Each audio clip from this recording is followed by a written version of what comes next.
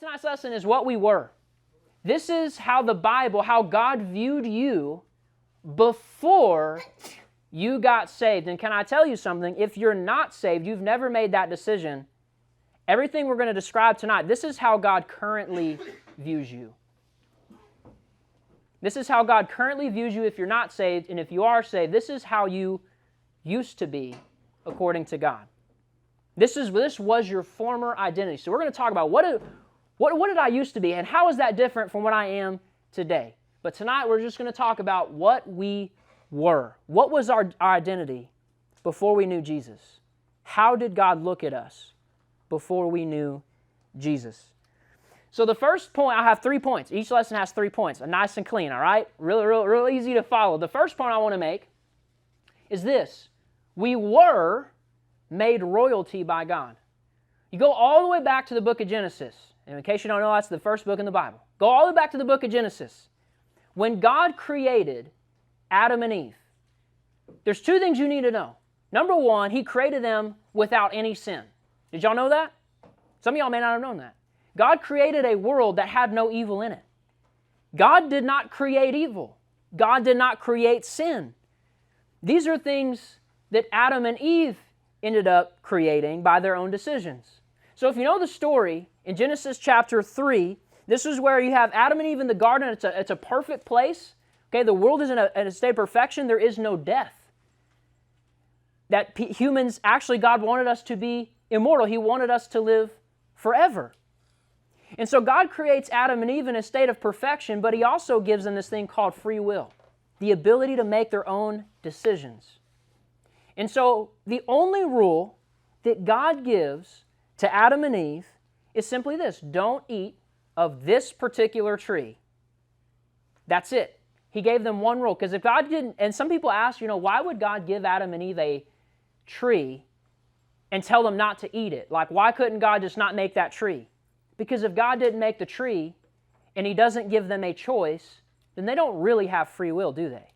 So God has to have a rule that they have to choose to follow or obey, or else their free will doesn't really exist. They have to have a choice somehow. They have to have a choice between doing what God says or not. So God puts them in this perfect place, gives them one rule: don't eat of this tree, because in the day that you eat it, you will surely die. God told them that. Okay, we all know that part of it, but I want to explain this other part that a lot of y'all don't know. This is like pre-human history. When God made Adam and Eve, did y'all know He gave them an assignment? Not just, hey, don't eat this tree. Did y'all know He actually told them stuff He does want them to do? Does anybody in here know? What did God want them to do? Does anybody in here know at all? Take a guess. Carson, give me one thing that God wanted them to do. Name all the animals. Name all of the animals. Yes, God wanted Adam to categorize and understand the animals around him. Okay? Oh, I think Caleb had his hand up second. I'll come to you, Zach. What else? Go in the world and multiply. Be fruitful and multiply. So, hey, Adam, I want you to get with your wife, and I want you to make babies. I want you to create more of you. I want you to do that. That God created marriage, and He created man and woman to create children. He wanted us to have children. Anything else? There's one more thing. Let's see if you can get it. Oh, that was what you were going to say. He completely stole it. Well, if you want to know, if you're taking notes, you can actually put this down. Genesis chapter 1, verses 27 and 28. And here's where God creates Adam, and He gives them an assignment, okay? Genesis chapter 1, verses 27 and 28. It says, so God created man in His own image. Keep that word in mind, in His own image. God created man in His own image, and in the image of God created He him. Male and female created He them, and God blessed them, and God said unto them, be fruitful and multiply. Like Caleb just said, be fruitful and multiply. Go have children. Go have children. Go have a legacy. Be fruitful and multiply and replenish the earth. And it says, and subdue it. That means have control over it. And have dominion. That means rulership. Like a king has dominion over his kingdom. I want you, humanity, to go have dominion over the fish of the sea, over the fowl of the air, and over every living thing that moves upon the earth. So God not only makes man and woman without any sin, but God views them as creatures that are made in His own image. Doesn't that sound kind of weird? So, in case you don't know, does God have a physical body like us? No. And when you think of an image of something, you're thinking of, like, does that mean we look like God? Does that mean like God has a head and eyes and feet? Is that what God means when it says God made man in His image? No. That's not what that means. That God is a spirit, He doesn't have a physical body, so image is not talking about we look like Him physically. Here's what that means.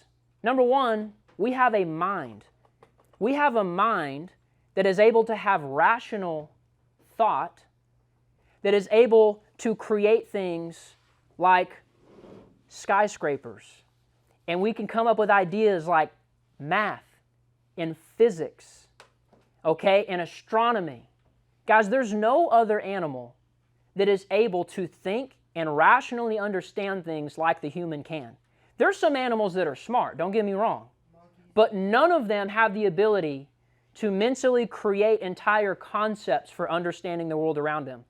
We are the only beings that can do that because God Himself has a mind, has intelligence. So when God creates us in His image, that's one of the attributes that we have that are similar to God. We have a mind that can have rational thought, that can create ideas, and we can understand the world around us. No animals can do that like we can. So our mind is similar to God. Another thing in a way that we're similar to God is we have a soul. Do y'all know that? You have an eternal soul. You have a soul that when you physically die, will live for all of eternity. And God Himself is an eternal being. No beginning and no end. We have a beginning, but once we exist, similar to God, we have an eternal soul. So we are like God in that way. And the last thing that we are similar to God in, so we're like Him in our minds, our ability to think. We're like Him in the fact that we have an eternal soul. And finally, we are like Him in that we have a sense of morality, right and wrong. Animals, I don't know if y'all know this or not, don't care about the ideas of right and wrong. Okay, they are driven by instinct only. Okay, we have some black labs out here that Sweet Home Alabama a few weeks ago. And I promise you, there was no thought process about, is this right or wrong? Should I do this? This seems off. They don't care. Okay, animals kill and maul each other all day, every day.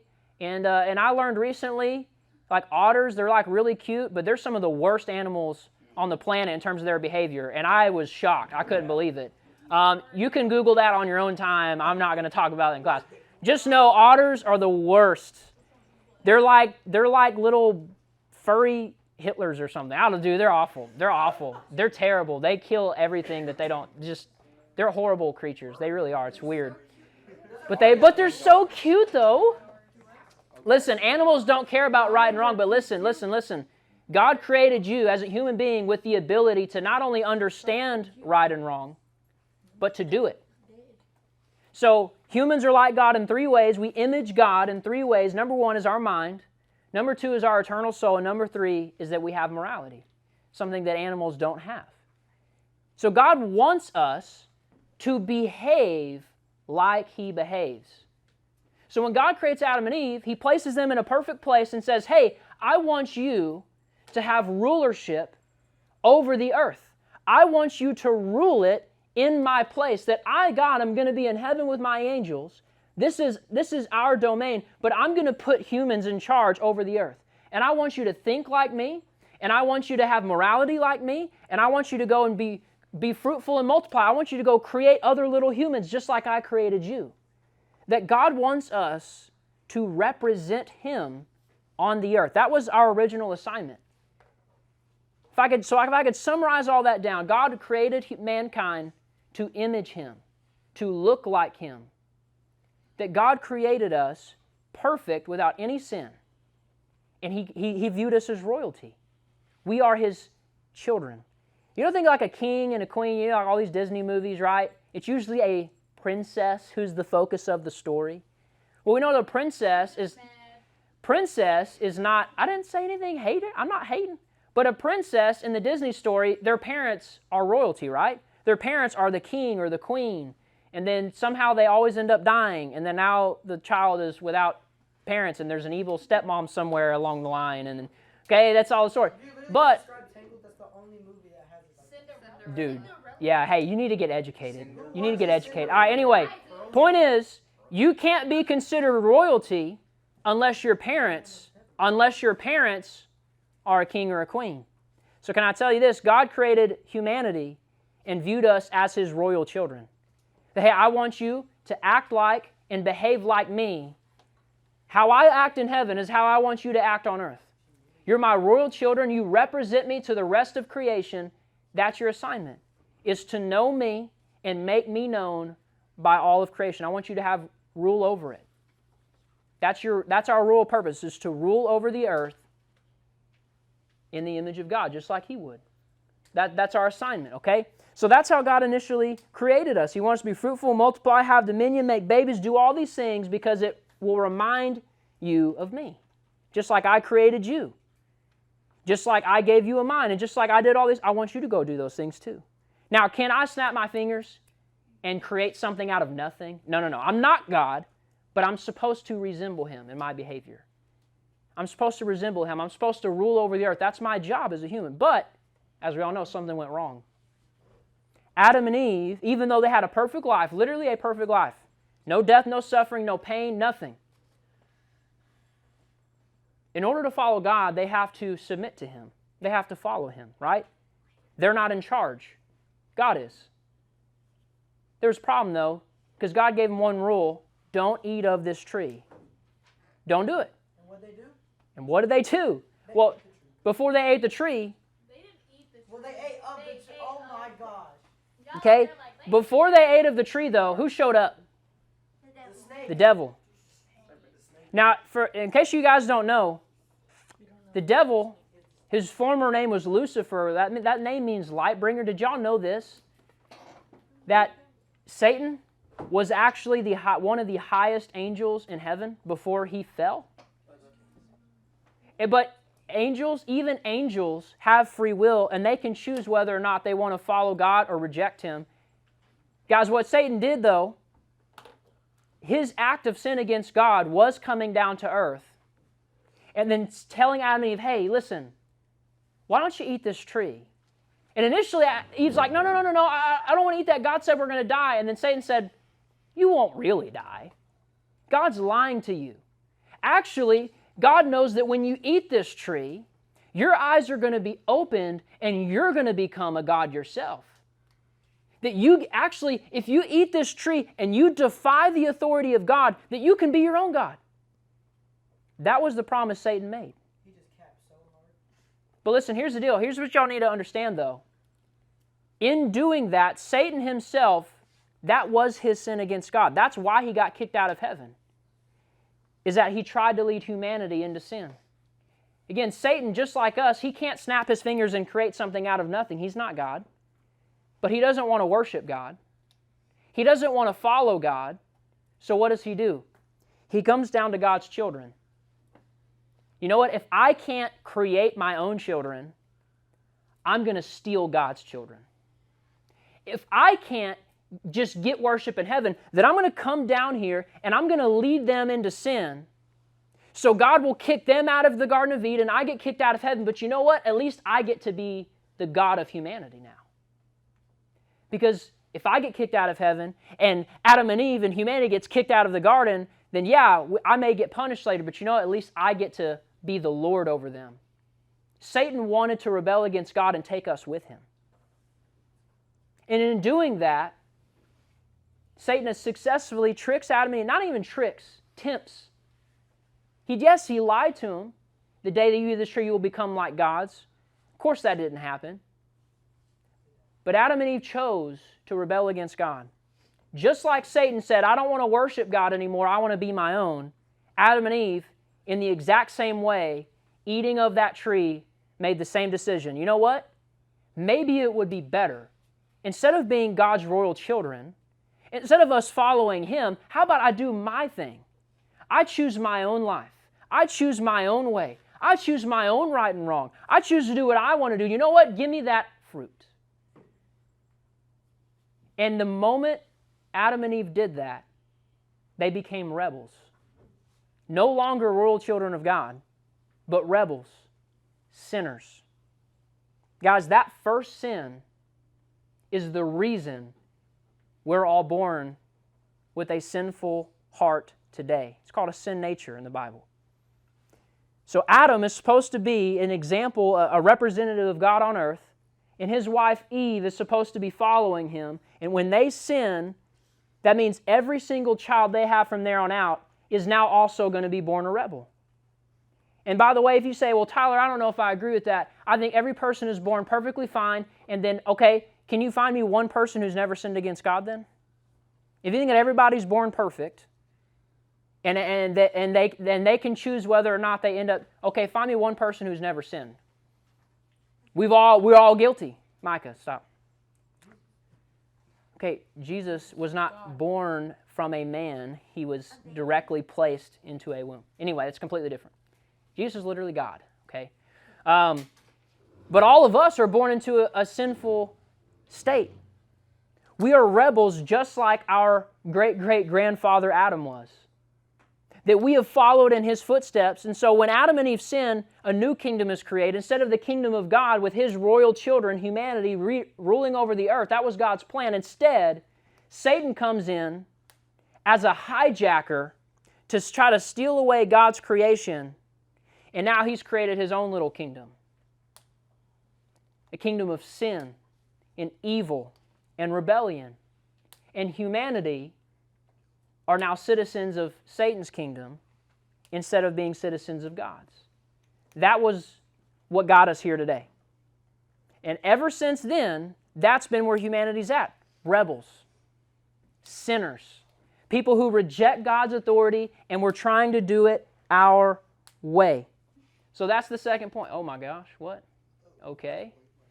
Anyway, so point number one was God made us as, we were made royalty by God. Point number two, we were made rebels by sin. That sin has taken our God-given identity away from us. That what we were made to do, to image God, to be like Him, to rule over the earth and have a relationship with Him, instead, we became rebels against Him. That's what sin does. It takes away your real identity and replaces it with a false one. Y'all need to hear this. There's so many people, you have friends and family, I'm sure, that have said something like this. That they get mad when people in the church say, hey, you shouldn't do X, Y, Z sin. That's wrong. God says that's a sin. God says that. And they go, well, who are they to tell me that that is a sin? I was born that way. And you fill in the blank with whatever it is. It could be LGBT identity. I was born this way. I can't help it. Who are you to tell me this is sinful? I was born with these desires. I can't change myself. I am who I am. Who are you to tell me this is wrong? Who are you to tell me this is sinful? Guys, you were born with a sin nature. That sin nature is not supposed to be what you have. And that sin nature comes with a lot of sin. Some people, listen, I'll admit, some people probably are born with perverted sexual desires. That doesn't come, but listen, it doesn't come from God. Listen to me. It comes from a sin nature that they were born with. Some people, by the way, claim to have been born with pedophile desires. Some people say, listen, I was born, I just can't help myself. I can't be faithful to one person. I just have to have multiple people. I'm always going to be a cheater. That's just who I am.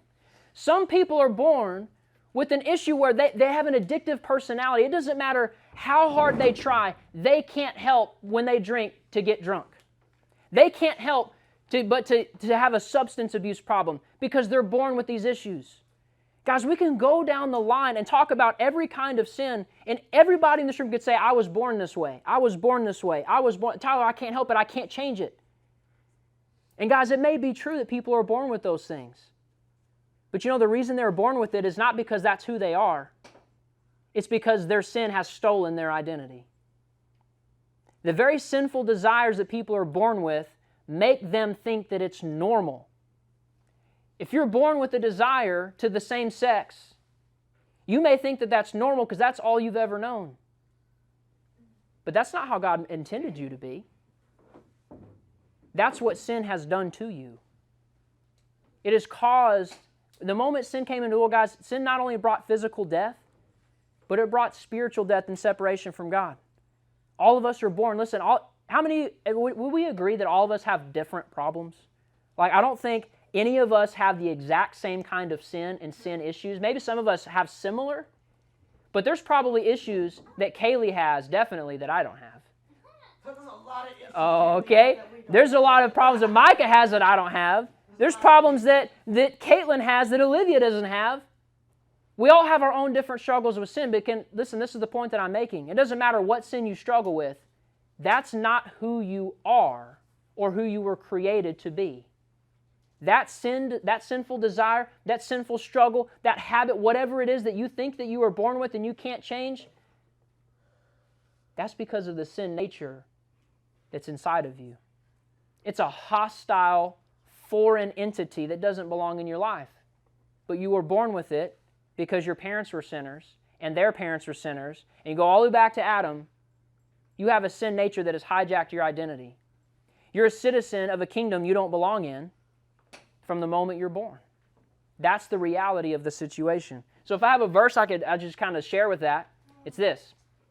1 Corinthians chapter 6, verse 9. So here's the problem for us. So we're all born into sinful nature. We have sin in our lives. We're in a state where we're rebels against God. Okay, so then what's the next step then? Okay, here's what 1 Corinthians says, chapter 6, verses 9 and 10. It says, "Know ye not that the unrighteous," meaning people who sin, us, "know ye not that the unrighteous shall not inherit the kingdom of God?" Meaning you can't go to heaven. If you're a sinner, you're a rebel, you can't go to heaven. So that's all of us then, right? So it says, "Do not be deceived." Don't be tricked. Don't let anybody tell you different.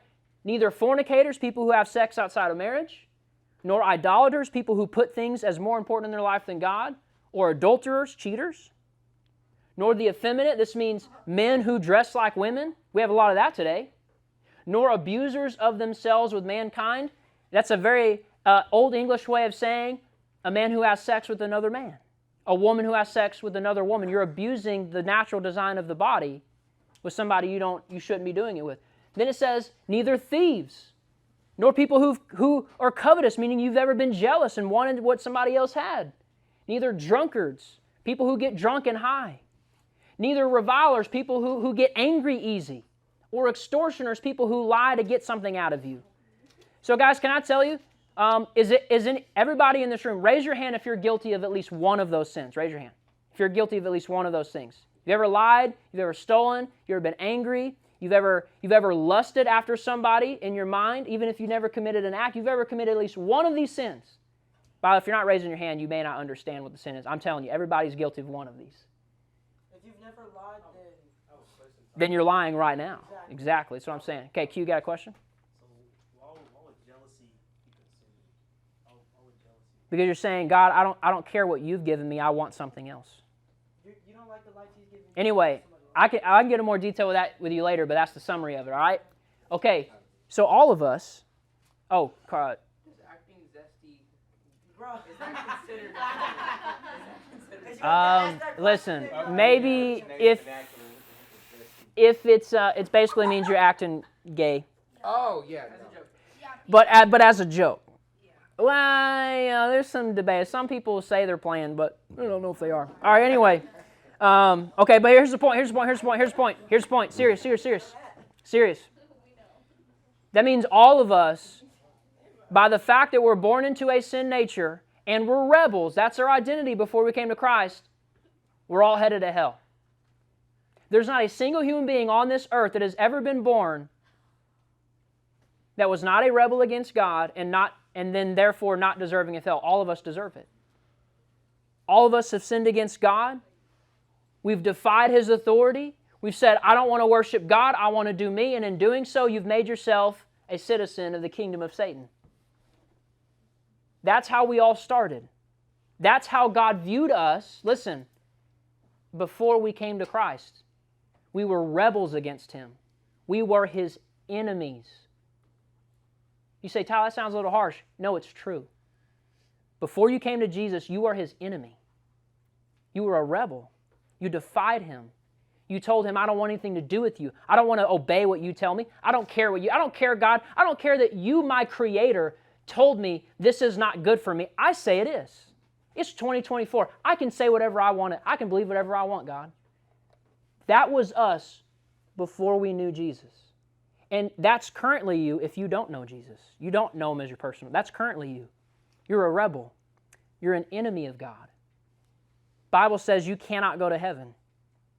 So if we stop here, then that means it's over. Pack it up, go home, right? We're all going to hell. There's nothing we can do. We're in trouble. And by the way, hell's not going to be a party. It's going to be a place of torment and suffering. I don't know if you ever had somebody tell you, oh, I don't care about going to heaven. I'm good with going to hell because that's where the party is, man. That's where my friends are going to be. You have no clue how awful that place is going to be. There will not be a single joke or smile or laugh in all of eternity in hell. Bye-bye. It's suffering and misery and sin like you've never seen it. You think people like Hitler are bad in the world? Just wait till you get to hell and you get to meet millions of people just like him that you're stuck with for all eternity. Guys, it's a horrible place. Listen, we're not doing jokes now. We're not doing jokes now. It's a horrible place. This is where we deserve because of our sin. One sin is all it takes to make you a rebel. One sin is all it takes to make you not worthy of heaven. You got to be perfect to be in heaven. Not one of us meet that standard. So this is, again, before we came to Christ, this is how God viewed us. We're His enemies. We're rebels. We're undeserving of heaven. And according to justice, we must be punished. Our sin must be punished. It must be dealt with. But we all know that's not where the story ends. That is not where the story ends. And here's my third and last point. We were given a second chance by Christ. We were given a second chance by Christ. This is my visual here. If you're a visual learner, this is your opportunity to learn. So everything I just said, we were made rebels by sin, and I'm going to try to do this without making a big mess. It's going to make a small mess, I can tell you that, but not a big one, all right? All right, so this is the visual. Y'all pay attention. Now watch. Sure. Okay? So like I said before, up to this point, let's get all on the same page. Let's finish out strong with this final point. Shh. Like I said, God created us in His image. We're supposed to resemble Him in our behavior, right? So it's kind of like looking into a mirror. When you look into a mirror, hopefully, if you're not ugly enough to shatter it, you should see yourself. You should see yourself. Now here's the deal. If we're thinking spiritually, to be made in the image of God means when you look into a mirror, you shouldn't just see, oh, I'm just some animal on some speck of dust. No. I'm a child of God. I'm a human being created in the image of God. I'm supposed to look like Him. And as long as the mirror is clean and there's nothing obstructing your view, you're going to see what you're supposed to look like. If every day you go and make your hair, ladies, gentlemen, I know y'all don't make your hair. Make up your hair. Do your hair. I don't know what you're saying.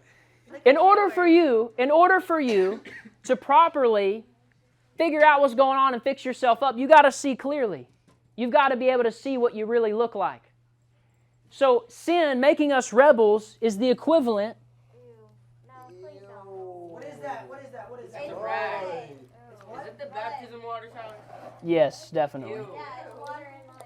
Listen. Oh, okay. Listen. I need you. Hey, no, listen. Listen. Focus. Sin. This is sin. This is not what you're supposed to be. God did not make us this way, but mankind choosing the apple, the fruit off the tree says, I don't want to do it your way, God. I'll get my hands dirty. If sinning against you means I can have it my way, then I'm willing to do it. And every time we sin, we start smearing the mirror. No, hey, we're not joking. I need y'all to focus. And every time you choose, you know what? Hey, God, I know you said, that we should never we should never blaspheme you, but I just think it's really funny to just cuss out and use your name. Hey, God, I know you said that you created man and woman to be together in marriage, but you know what? Forget that. It's 2024. I want to lust after somebody of the same sex. Hey, God, I know you said that we should praise and worship you, but you know what? I would much rather worship myself. I think I'm going to live to make a successful career. I don't want to go to church. That's lame. Okay, you know what, God? I know you said, and you just keep going down the list. And guys, how much sin, if you were to count the amount of times you've sinned in your life, what are we talking, thousands of sins? Over 10,000s? over 2,000. You're born into a state of sin, and with every act of defiance, it's getting harder and harder to see yourself clearly anymore. If you were to look into this mirror now, you were to look at God now, you wouldn't see yourself. You look at the Bible and you're thinking, I'm not that at all. God says I'm born and I'm supposed to be doing this and this and that. There's no way I'm that. I was born this other way. Your sin now becomes your identity. You think your sin is normal. You think your sin is, you can't help it. You were born this way. And the further you get into your sin, the further you get into it, the longer you live life rejecting God, the less and less clear your God-given image becomes. Guys, can I tell y'all, if y'all have never really thought about this before, have you ever seen these documentaries where people are like mass murderers, child rapists? Have you ever thought for a second that they didn't just wake up one day and decide to go rape a child for no reason? Have you ever thought about that? You're thinking, Tyler, well, what are you talking about? No, listen to me. There is no person who's committed an atrocious sin that it didn't start with a little small one. There's no person who's ever raped a child that it didn't start with a porn addiction that they let get out of control. And the desires for on what they saw on screen turned into, I want to do that in real life. And all of a sudden, the normal things that used to, be all they needed, now they need something more extreme. And guys, when we think about the worst sinners in society, the worst people that we probably could all agree should die, do you really think they woke up one day like that? Or do you think over years and years and years of rejecting God and doing it their way, that they became the monsters they ended up being? They smeared and covered up the image that God created them to be in and replaced it with one based on sin. Oh, God says I'm supposed to be holy. God says I'm supposed to do that. I defy that. I spit on that. I don't want anything to do with it. And before you know it, that person no longer resembles God in any way. They're evil. They're monsters. They're horrible people. Guys, listen, this is the direction we were headed before Christ. You say, well, Tyler, I don't think I'd ever become like a rapist or something. Okay, you may not become that, but your sin will get worse. The destruction it causes will get worse. You may not go as far as other people, but I'm telling you, you have the exact same problem. You don't see yourself clearly as long as you're living in sin. And guys, is there anything, look at my hands, is there anything I can do with my own hands, my own effort right now? Is there anything that I can do to clean up this mess? Is there anything I can do to try to, if I try to I'm going to wipe this sin away. I'm going to try to be a good person. I still don't want to do it God's way. I'm going to try to, my own effort, I'm just going to be a good person. I'm going to be a good humanitarian. Maybe I'm going to be vegan. And you try your best to clean away the sin. It doesn't matter what you do. You still can't see yourself clear. The image that God created for you, the person He wanted you to be, is still hidden behind all that sin that you now think of as normal in your life. You can't get rid of it. You can swipe and do your best effort. That sin's not going anywhere. You may be able to put it at bay. Maybe you're not as bad as other people. Maybe you have more control than other people. But you're still living a life that was never intended for you. You're still living in an identity that God never created for you. Anything you try to do on your own is going to be messy, gross, and a perversion of who God made you to be. There's nothing you can do. There's nothing I can do to fix this problem. I need somebody outside of myself to come and clean me up. And guys, this is what Jesus offers us. I need somebody who's clean, who can come into my life and wash my rebellion away, who can wash my sin away so that I can start to see myself clearly again. Y'all see this? Okay, now my sin's being washed away,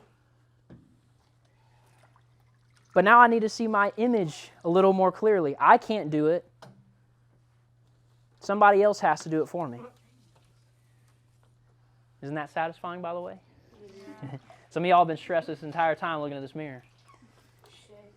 You understand that this is what Jesus is offering us. We were born into sin. We're rebels against God. And He's offering us a chance out of this. He's offering us a way to get back to our original identity, to be His royal children again.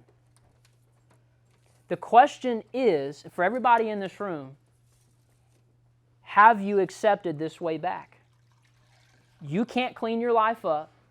You can't get rid of your sin. You can't get rid of your problems. Only Jesus gives you a second chance. And how did Jesus do it? We all know the story for the most part. We know that Jesus, being God in human form, lived a perfect life. Can anybody in here live a perfect life, by the way? No. He lived a perfect life that we couldn't live. Never rebelled. Never sinned. Unlike us. Then Jesus went to the cross and died, and in doing that, He was taking your punishment. Do y'all understand that? He was dying for your sin that you deserve to die for. So He lived a perfect life, then He dies for your sin, and 3 days later He rises again to show that He really is God and has power over death. And all that you have to do, you say, Tyler, how do I receive Jesus? How do I get forgiven? How do I get a second chance? How do I get a chance to go back to this identity, to see myself clearly and who God made me be? How do I do that? Believe in Jesus. John 3:16, it's the easiest verse ever. Whosoever believes in Him, Jesus, will not perish, but have everlasting life. Guys, if our problem here, sorry, my thing went away. If our problem, now anyway, it's gone, is that we're born into sin, and we don't deserve heaven, and Jesus is the only solution, and all you have to do is believe in Him and come to Him in prayer and say, God, can you forgive me of my sin? I'm ready to come have you clean me up. God, I'm ready to come and have my identity restored back to who you made me to be. I was born a sinner. God, I've gotten messy. I've gotten dirty.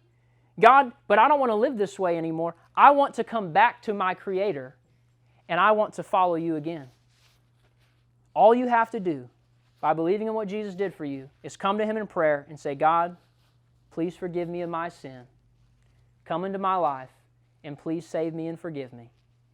Guys, it's not some magic words. It's not some crazy, detailed, thing you have to go through. It's simply believing in Jesus and asking for His forgiveness and meaning it. And this is what Jesus will do to you. He will restore your identity to who you were intended to be from the very beginning. So guys, before we came to Christ, this muddy, disgusting mirror, not being able to see ourselves clearly, that's where we were at. Rebels against God, trying to do it our way, thinking that our sin's normal, whatever sins, whatever desires that we had, that's just part of our identity, we can't help it. No. That's a false identity. And God gives you a way to get back to the real one, the real you.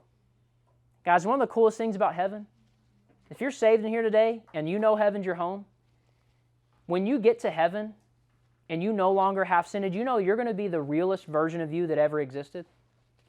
Imagine, for instance, Q. Y'all, we all love Q. We love Q so much. Okay, Micah doesn't, but the rest of us do. But imagine, as great as Q is, Q, how much greater do you think you would be if you didn't have any sin in your life whatsoever? None. Man, even greater. As great as I am. I know y'all just love me so much. Imagine me if I never sinned. If I never even offended you by doing something wrong or being cruel. If I never even had one sin about me, how much more amazing of a person and personality would I have? That's what heaven is. It's you and your personality and who God made you to be without any sin. The truest version of yourself that has ever existed can only be found in Jesus. It cannot be found in sin. That's not who you really are. And there's so many people in this world today that go, nope, this is my identity, my sin. Nope, I'm gay, I can't do anything about it. Nope, I'm a cheater, I can't do anything about it. Nope, I'm going to be a drunkard just like my dad, I can't do anything about it. That's who I am, it's my identity. Don't tell me it's wrong, I can't change it. No. That's a hijack, that's a false identity. Jesus offers a way back. Jesus offers a way back. The question for us here then is if you have not accepted Jesus as your Savior, you're still living, hey, I need y'all to listen, we're almost done.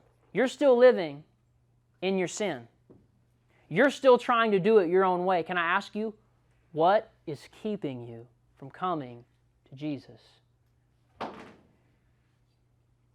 What is keeping you from wanting to get cleaned up? Do you really think your sin can do for you what God can't? Do you think your sin is going to bring you more joy than God could? Do you think really being a king, being a citizen, being a child of Satan is going to be a more fulfilling life than being a child of God? What is keeping you back? And if you are saved, you need to understand this is how God used to view you, but if you're saved today, your identity has been restored in Jesus. God doesn't view you as a rebel anymore. God doesn't view you as a sinner anymore. Y'all need to know that.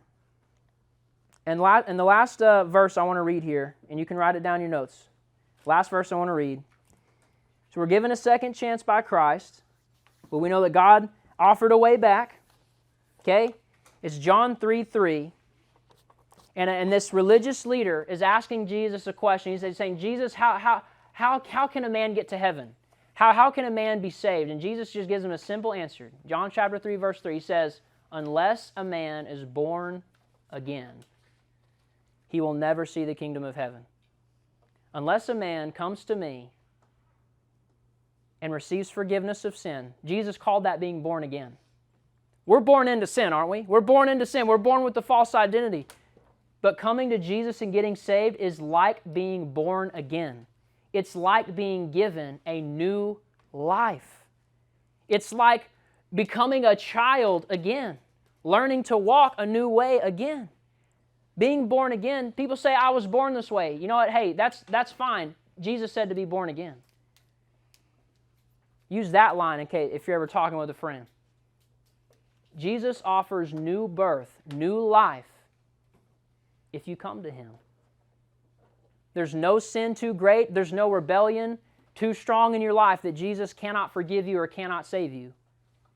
You just have to believe in what He did for you on the cross and ask for that forgiveness. That's called getting saved. That's called getting born again. That's all that you have to do. And so the question is, what identity do you want? And then my final slide was going to say, do you want to be a rebel or do you want to be a royal? You have to choose. Because guys, there's only two kingdoms. There's a kingdom of God and there's a kingdom of Satan. There's following God and being His royal child, or there's following Satan and being a rebel. There is no in between. You can't say, well, Tyler, I haven't made a choice. No, by saying that, you've already made it. Every day that you choose to reject God is a day you're choosing to side with Satan in his rebellion against God. Did y'all know that? There's some people that say, well, I don't know if I want to get saved yet, or I don't know if I'm ready for that. I don't know if I'm ready for that. Just know every day that you choose to not get saved is a day that you're choosing to stay on the side of Satan. You're either a rebel or you're a royal. What do you want to be? We see what rebellion has done to this world. We see what sin has done to this world. Is that really what you want to put your identity in? Or do we want to put our identity back to where God initially created for us in the Garden of Eden? That's the choice that we have to make. Do we want to be a rebel or a royal? I want to say a word of prayer, okay? And then I want you guys to know is if you've never made that decision to get saved, and you've been thinking about it for a while, or maybe this is the first time you've thought about it, you've never heard it clearly explained, I think probably all you'll have, and you want to make that decision, there's no reason to put it off. Me, Jonathan, and Shay are right here to come talk to at any point throughout the night. And if you are saved, maybe you have some sin in your life that you've been struggling with. You have some sin that has kind of stayed with you. Maybe that's sin's supposed to be left in the past where it belongs, but actually it's kind of been creeping back up, and you're like, Tyler, I don't know how to deal with this. Tyler, I'm trying to be a different person. I'm trying to find my identity in Christ, but I have some struggles. I have some issues I need some help with. I need some prayer for. Come and get it. Come and talk to Shay. Come and talk. Let us help you with that. Because listen, God doesn't view you as an enemy. He views you as His child if you're saved. God doesn't hate you if you struggle with sin. He wants to help you. But those are the two things. Either if you're not saved, you're an enemy of God, and you need to recognize that. And He will punish you for your sin one day. You aren't going to get out of it until you come to Jesus and He forgives you. Secondly, if you are saved and you have sin you're struggling with, listen, you're God's child and He loves you and wants to help you with that. Please don't sit in that sin and that struggle alone. Those are the two things. Let me say a word of prayer, and we'll be dismissed and to have some free time for the rest of the night. Dear God, thank you so much for this day. Thank you for everything that you've done. God, I pray that this message here tonight, God, help to kind of paint a good picture of what sin does to us, God. That it covers our identity in you. That it hijacks and steals the identity that you made for us from the very beginning. And God, that's the question for us here tonight is, are we going to choose to be a rebel or a royal? Are we going to choose to follow God or reject God? There's no in between. So God, I pray that anybody in this room needs to make a decision here tonight. That they would come and talk to me, come talk to Shay, or come talk to Jonathan, and make that decision sooner than later. God, we're all going to die one day. That's just part of the consequences of sin. We're all going to die. And after that, we're going to have to stand before you. And God, and if anybody in this room doesn't know you, God, you're going to have to send them to hell because you never knew them. They weren't your child, they were your enemy. So God, I pray that that's not true for anybody here tonight. God, I pray that there's not some freak accident tomorrow that takes lives, and one of those lives is somebody who needed to get saved but didn't. God, I pray that if anybody here tonight is not saved and doesn't know you, that they would think about that and come and make a decision before it's eternally too late. In Jesus' name, amen.